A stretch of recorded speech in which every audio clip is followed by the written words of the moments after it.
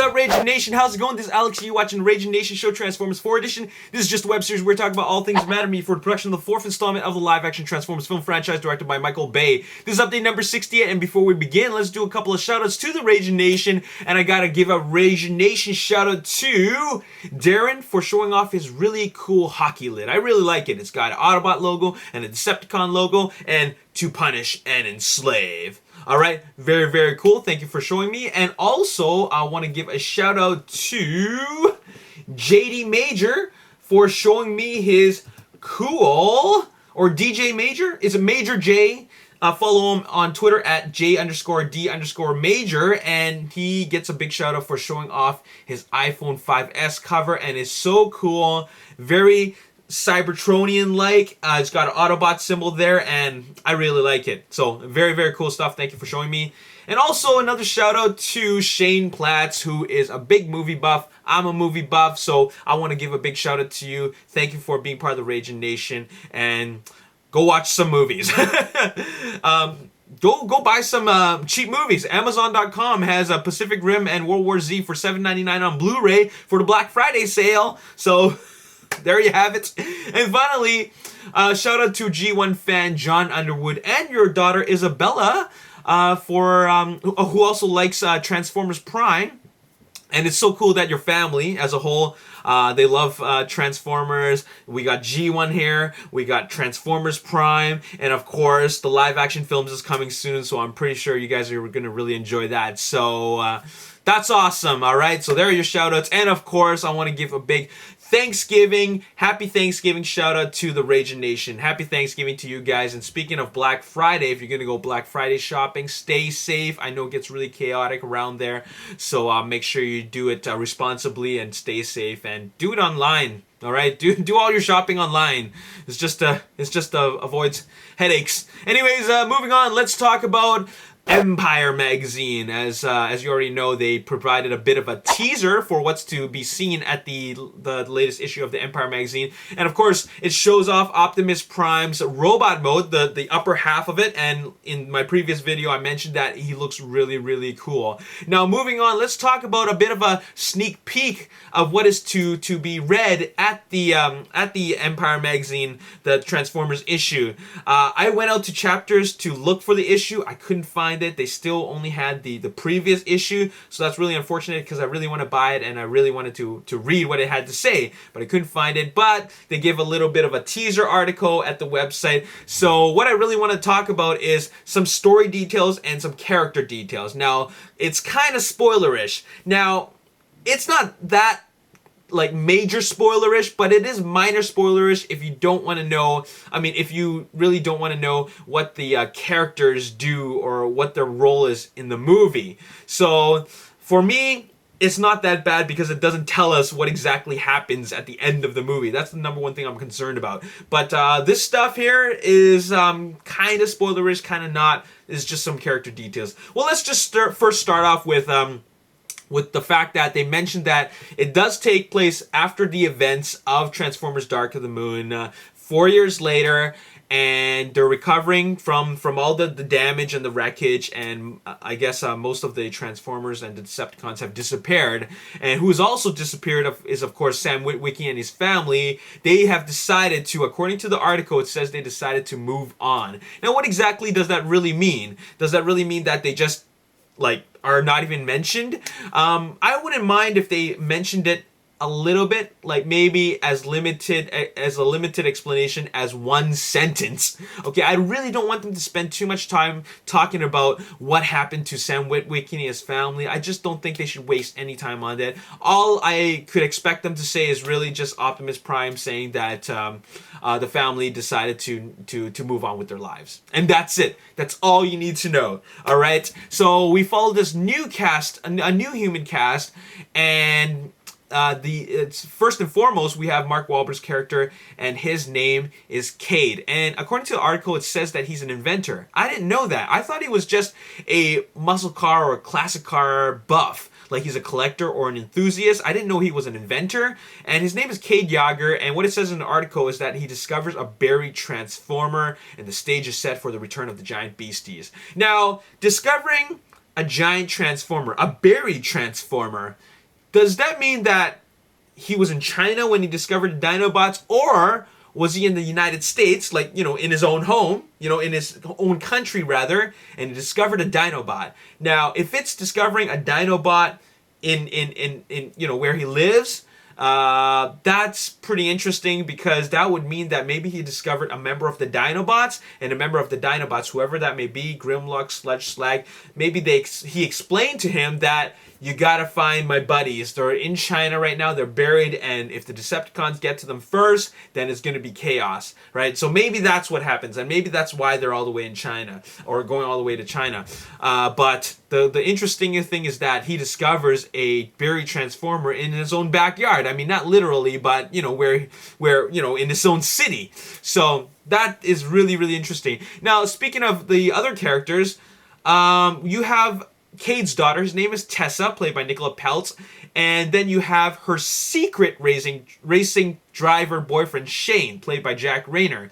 Now, the key word here is secret. Now, this is this kind of is consistent with what the Entertainment Tonight report was when they were when the host was talking to Nicola Peltz, and Nicola Peltz said that her character is not allowed to have a boyfriend. So that's why the character of Shane is a secret boyfriend. But of course, one very specific characteristic about the boyfriend is that he's a race car driver. So we've already seen him driving the Sonic RS. That's his car of choice. I don't think it transforms. It's not an Autobot. That's my opinion. And then you have Stanley Tucci, who's a geologist. It looks like he only shows up in Hong Kong, but I don't know how much filming he's already done in the United States. And then you have his geologist assistant, Darcy, played by Sophia Miles. Now here's the big spoiler here, okay? Then you have Li Bingbing's character. Obviously, she's going to play a really key role because she seems to be doing a whole lot of stuff. She seems very important. And apparently, she is the, get this, CEO of the Chinese Transformers. Whoa, whoa, whoa. Chinese Transformers? I know that China loves to build stuff and copy stuff, but now they're copying Transformers, which kind of goes hand in hand because China has been responsible for making a lot of knockoff Transformers toys, so now they're bringing it to the big screen. So it's kind of appropriate. Now, what is up with these Chinese Transformers? Are they creator of the Dinobots, or are they the creator of these I don't know, Stunticons, these Decepticon cars, these sports car Transformers that we've been seeing all over Hong Kong? Or maybe it's that Trump-Chi E-Jet where I've been mentioning that I don't think it's going to transform. It could be the Trump-Chi E-Jet. Now, if it is, then this totally gives it away, okay? Because we're talking about Chinese Transformers, and I don't think they would use like American or European cars if they were Chinese Transformers, unless they'd be copying them, you know, bootlegging them. But if it's a Chinese Transformer, they might as well be using their own cars, like the Trump-Chi E-Jet. Now, this could really signify, or indicate rather, that the Trump-Chi E-Jet will transform. Now, like I said before, I don't think he's going to transform, but this could change all that. Okay, this is the first hint that he could be a Transformer. Now, then you have Kelsey Grammer. His character's name is Harold Attinger, and he is the film's non-robot big bad. Kind of like Dylan. Now, like, the motives probably aren't the same as Dylan, because we don't know if Harold Attinger, the character, is in cahoots with the Decepticons. For all I know, I don't think he's in cahoots with the Decepticons. I don't think that he has a relationship or is cooperating with the Decepticons. I think he as a human, as an evil human villain, I think he has his own agenda. Okay, and it has to do with the Dinobots and maybe taking control of the Dinobots. I don't think he's in cahoots with the Decepticons. And there you have it. So that's all I have to say about the characters. These are the main minor spoilers of the article. I'm still looking for the magazine. I really want to read what it has to say, so I'll be on the look for that. Now let's talk about the photos. Let's do a little commentary on that. First, you have a close-up shot of Jack Rayner, and then you have Nicola Peltz Tessa. She's in some action sequence, and I think that this takes place in Texas because if you look in the background, you see green fields, okay? And also, her wardrobe is not the same as her Hong Kong wardrobe if you've been following the Hong Kong shooting. And then you have Bumblebee, Stealth Bumblebee, Classic Bumblebee, with Jack Rayner, Shane and Cade, and I don't really know what the heck is that background. A lot of smoke in the background. But if you look at the floor, the ground, there's some tire tracks that indicates that he's been doing some drifting or some donuts or something like that. So very interesting. And then in the next photo, you have Michael Bay and Mark Wahlberg at the Detroit set, which is supposed to symbolize Hong Kong. And then in the next photo, you have Michael Bay doing some handheld camera work while he's shooting an Audi with some people in it. I don't recognize any of the people, so I think that this is just some scenes with some extras who are in the middle of some battle. I'm trying to figure out, is the car flying? Has it been thrown, or is it being picked up? Then you have Michael Bay handling, I think that's an IMAX 3D camera at the Wulong Cars. And one of the most interesting shots is right here where Michael Bay is handling a giant robot hand. It's going to be composited later. And then you have Nicola Peltz. She's probably taking some direction from Michael Bay. But what's interesting is that her wardrobe, once again, is different from the Hong Kong shoot. So this could indicate that this is a sequence, like an action sequence that takes place in the United States. Now, what kind of Decepticons were in the United States shoot? It could be one of those dreads, you know, the SUVs, or it could be rally car fighters. You got to try to remember who was shot, what kind of Decepticon vehicles were shot when they were filming in the U.S. And a lot of those Decepticons, I mean, or rather those cars were different from the Hong Kong shoot. So I'm just trying to remember, and it maybe could be Lockdown, you know, the Lamborghini Aventador. The rumors is that it could be Lockdown. But anyways, looks like one of the Decepticons wants to get a little bit frisky with Tessa. That's Cade's daughter, so you better be careful because Cade is, you know, Marky Mark. And finally, I find that the most interesting shot is right here with Optimus Prime and also Drift, well, I mean, codename Drift, and also the Corvette, which could be Slingshot or Crosshairs. Now, they're driving into a scene which has a car that's been ripped in half. Now, I've been going around the forums, and a lot of those guys are suggesting that it's Dino or Leadfoot, just because, for the reason being that it's a red car. Now, if you take a look at this car, does this really look like a Ferrari? Would they rip a Ferrari in half? Would Leadfoot go out like that? It's just a car. Okay, believe me, it's just a car. Just because it's the color red doesn't mean it's the death of an Autobot. Okay, and another thing is that if there is a death of an Autobot, he's not gonna die in his alt mode. Okay, that would not make any sense, and that's just not a meaningful death. Have you ever seen any Autobot die in their car mode? It has no meaning if he dies like that. I think there's more emotion if an Autobot dies like this. You know, that's his robot mode, okay? Show some emotion.